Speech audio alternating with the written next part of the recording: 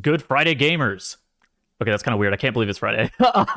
So today we actually have a lot of Mythic stuff to be talking about, as both of the two, I would say, front runners at this point, in regards to predictions of who is likely to win the Race World first, have entered Mythic. Splits are finished for now. There is still an opportunity to be able to go back into Mythic Plus and get some more gear later in the week, fill up vaults. That might be something that's on the menu for Monday. But as it currently stands, both Liquid and Echo have entered Mythic. Yeah. LFR splits are also an option that we might see a little bit of. For what? Well, there's gloves, tier gloves, and a trinket, so those could be good. Okay, so you can upgrade LFR gear to... What can you upgrade it to? 430? 424. 424? Okay. Yeah, so it's it's like normal gear would have been in previous tiers. Yeah, but Mythic Plus gear more often than not, I feel like is going to be better in a lot of situations than that, especially with how many splits these characters have done and how many splits these guys have done. So let's talk about what we actually have seen within the past 24 hours. So first off, Liquid began Mythic before Echo. I think that this is no surprise. Right about the time that we released our video, Liquid was still doing Mythic Plus some, and they pretty quickly entered Mythic. They downed all the way through Forgotten Experiments with a couple of attempts, and then they got stuck on Rashok for a little bit. Rashok took them into the end of the night. They had like a 0.46% wipe, and then they came back at the very beginning of the day, killed Rashok in one attempt, and then started Zskarn, which is kind of where we currently sit with the State of the Race World first, is Liquid having pulled Zskarn 19 times, with their best being 21.9%. Yeah, currently playing 2 tanks, 3 healers. I think they were trying 3 tanks for a while, right? They were doing 3 tanks for a little bit, and they were doing 3 tanks, 3 healers for a little bit. Now they've dropped it down, and we're going to talk about specifically Zskarn in just a little bit. What happened with Echo within the past 24 hours? So Echo has just concluded their raid day, correct? Yeah. They one-shot everything up to Rashok. Okay. And then after that, they took Rashok in 7 pulls, which was pretty fast. Of course, they already had known a lot of numbers and strats and stuff from watching Liquid's side, but still, the one-shots up to there were very impressive. Especially Forgotten Experiments in 1 pull was very cool. I was watching the Echo broadcast. I saw that there were some people that were predicting 1 pull. I was not a believer in the 1 pull Forgotten Experiments, just because I've seen, like, that boss isn't free. It gets a lot easier once you have better gear and you have a pretty decent understanding of exactly what you're looking to do with both your mass dispels and with, like, focusing what boss. I assumed it was still going to take them somewhere between... Yeah, I mean, they had their mass dispel DC in the middle of their pull as well, and they were still able to just kill it as well in 1 shot, so making it look easy when a lot of the guilds that reached it first ended up spending, double-digit pulls on it. Okay, so we can actually kind of take a look at Warcraft logs real quick and see some of the most interesting data that's going on right now. So right here we have a side-by-side with both Liquid and Echo, and you can see the difference in item level between the 2 guilds. And so I think that the biggest thing is, looking at this right here, Liquid has a 1.3 item level advantage over Echo. Now, historically, Echo is normally the guild that has the item level advantage in most situations, where they're typically a little bit more optimal in splits. They're doing things a little bit differently. But now Liquid having an advantage pretty early on with item level is very interesting, but this could have come from a variety of places, correct, Ratnos?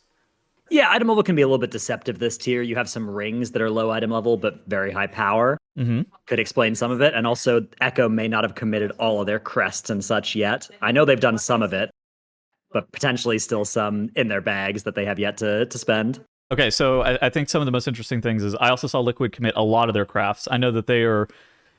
It seems like they're committing a lot of their crafts in the sense of it might be a 1-week clear, because that doesn't make any difference as to whether or not you send early or send late. If you believe that it's going to be a 1-week clear, you'd actually rather send early to try to cut down on the number of wipes that you're going to have. I think that maybe is what Liquid is doing. Alternatively, they just know that Zskarn and Rashok get a lot easier with a little bit more gear, and they know that juicing people up, especially the players that they foresee later on, is going to be valuable. What's the benefit of holding your craft? It's flexibility, right? But a lot of these crafts are 99% going to be a certain thing, so yeah, why wait? I think that overall, like, Echo hasn't sent all of their crafts, correct? Like, you're on site. Have they sent all of their stuff? They've sent a lot. I don't think they've sent all, but they definitely, before they started pulling Mythic, they did send a lot of crafting. Okay, that makes sense. All right. I think the last thing that I want to talk about is kind of Liquid composition and flexibility of roster. This is something I'm a little bit worried about. I don't know if you've heard rumors of this, but it seems like Liquid doesn't have like great options in regards to like Death Knights. They currently have, like 2 DPS DKs I mean, look are at available this. for them, or Well, so DPS Death Knight is decent on this fight, just in general. yeah. But DPS, okay, so they are playing both a DPS Death Knight and a Blood DK, but DPS Death Knight doesn't have enough grips to be able to do 2 sets of 2 with like the Zskarn ads whenever you're like gripping them in, because the cooldown on their death grip is a little bit longer than that of Blood. And so you either want 2 DPS Death Knights or you want like 1 Blood DK, 1 DPS Death Knight, which is also fine. Or just 1 Blood DK also works.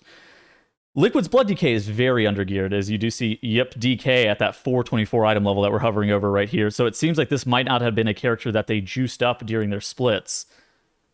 Yeah, I mean, that makes sense. I think my guild's doing a similar thing where we have like a pretty bad DK that we're maybe going to play as Blood on that fight, but otherwise not going to see any other fights. Yeah, but like for Racer World First guilds, this is not great, right? Because it seems like they maybe were caught a little bit off guard by the fact that they couldn't just get away with 1 DPS Death Knight.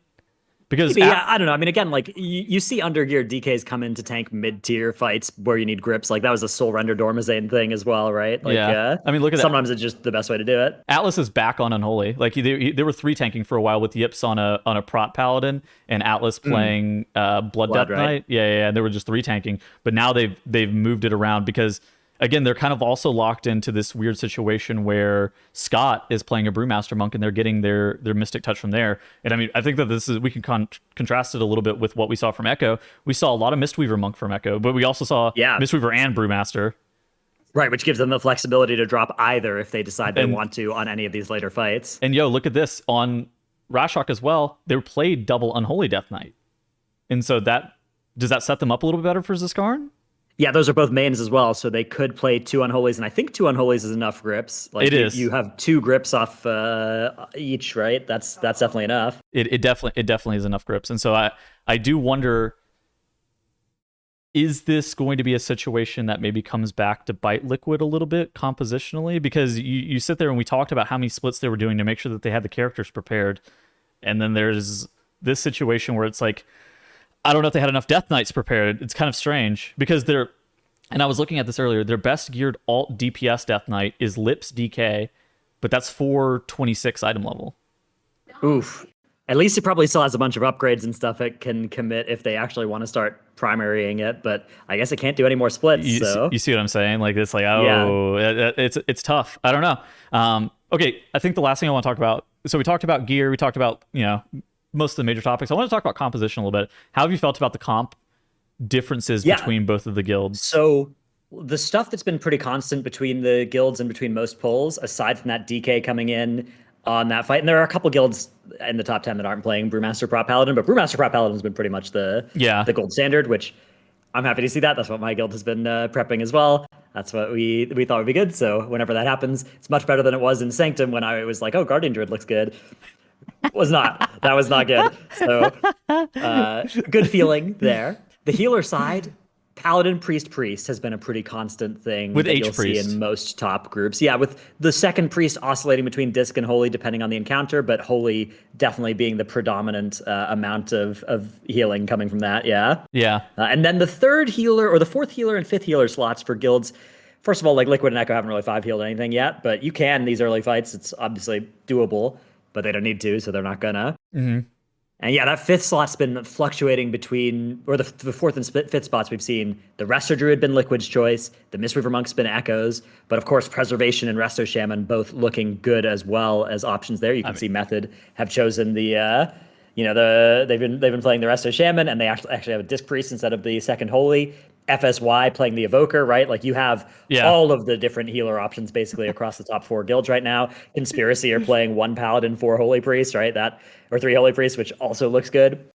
On the DPS side, my guild calls this the Noah's Ark comp, where you play 2 of everything.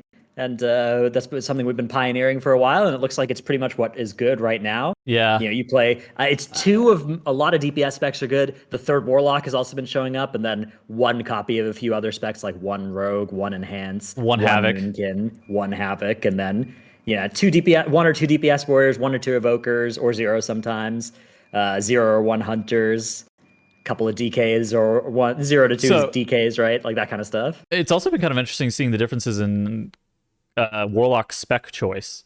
And both Destro and Demonology are quite potent. Echo, I think they were playing mostly Destro on Rashok, where Liquid played exclusively Demonology. And I think they all looked good. I mean, there's no real complaints. I think it's kind of funny to see how different Echo it were is. pulling Rashok for a while with all 3 Warlock specs as well. Oh, A little really? bit of Affliction getting some play, yeah. So So I just went, ah. they ended up benching that for their second Evoker before they killed it, but it's definitely cool to see. Dev Evoker looks good. Okay. Absolutely. Cool. I think that's kind of it in regards to what we've seen from the last 24 hours in Race to World First. I kind of expect Zskarn to go down within the next 24 hours. 24 hours is like a lot of pulls from these Race That's to a World long First time. guilds. Now that we're at this part in the race, Mythic bosses are, I mean, they're going to spend, between now and then, both guilds have like 14 hours of Zskarn progression. I'd be surprised if the boss survives that. I mean, Let's just say, if this boss survives 14 hours of pulls tomorrow and it doesn't get nerfed or anything, it's probably going to survive another 14 after that. Like, that seems pretty likely. Yeah, I mean, just flashing to where Liquid is right now, their best is 21.92%. They stated a couple times that they think the enrage on this thing's going to be around the 630 mark as to like where the room's going to completely fill up. So it seems like the damage is there if they play it perfectly, but they require them to, drop down to 3 healers. Again, it also requires them to play perfectly. Making sure that their grips are really solid is also something they're going to be working towards. But yeah, 24 hours is... Yeah. You could probably... suspect, my guess is this time tomorrow, we are at 40% on Magmarax. Okay. That's my call. I think... What do you think? I could see that, yeah. I mean, 24 hours is like 100 pulls for these guilds on this boss because this boss is fast. So yeah, I expect this thing to be dead. If it's not dead, then we're going to talk tomorrow about why this is an Zskarn wall incident. The Zskarn wall is going to be the first topic for tomorrow, and we're going to be talking about that. It does seem like it's doable, but we will see within the next 24 hours. All right, goodbye, guys.